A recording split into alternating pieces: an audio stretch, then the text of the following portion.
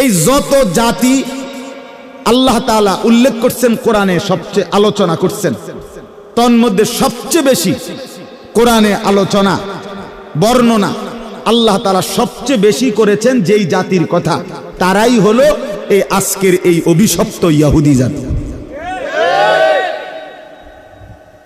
এই মালউন, এই ঘৃণিত, এই অভিশপ্ত ইহুদি জাতির কথা কোরআনে সবচেয়ে বেশি আলোচনা।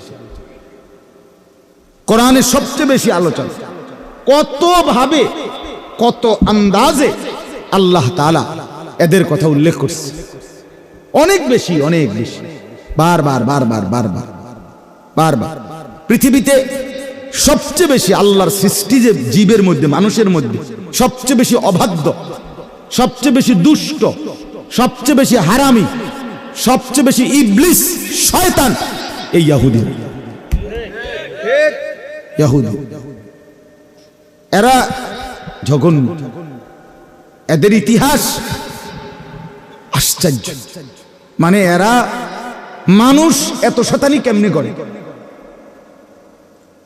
ইবলিস আমার মনে বহুবার হয়তো তার নিজস্ব মিটিংয়ে আলোচনাও করছে যে কিরে বাবারে, কি আমি বেশি চালাক না তারা বেশি চালাক? হইতে পারে আর কি, মিটিং টিটিং এ তারা ফেসবুকে আসে নাই, আসলে হয়তো আমরা জানতাম। এত হারাম, শয়তান তাগতে বুদ্ধি নাই।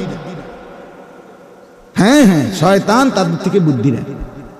এত ভয়ঙ্কর, দুর্ধর্ষ, এতটা শত্রুতা ভাবাপন্ন, হিংসুক, বিদ্বেষী, আক্রমণাত্মক জাতি এরা।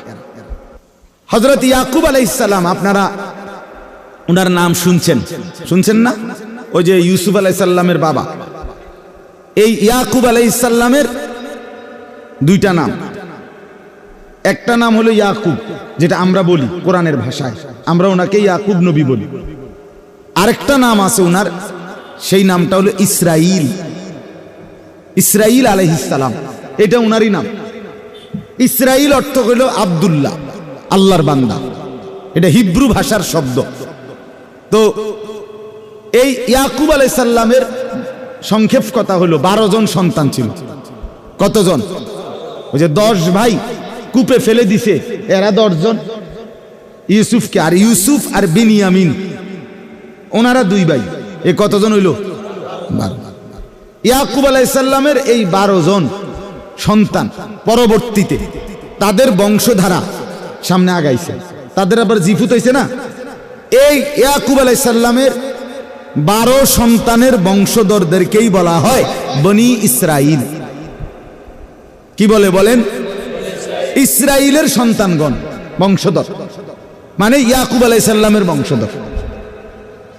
আর এই 12 সন্তানের মধ্যে মনে করেন একটা নিয়ম, এক মার ঘরে 5 ফুট, তো একজন ফুতের জিফুত বেশি, আর গুলার কম।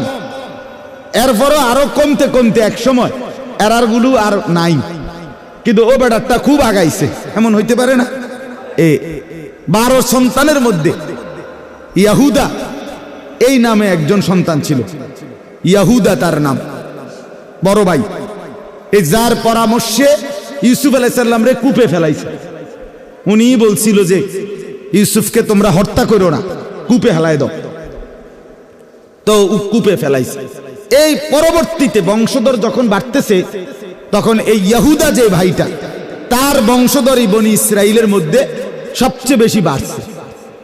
অন্যগুলো কমতে কমতে এক সময় একদম সামান্য চলে আসছে। ও তার বংশধর যেহেতু বেশি, পরবর্তীতে বনি ইসরাইলরাই ইহুদি হিসাবে নামকরণ হয়ে গেছে।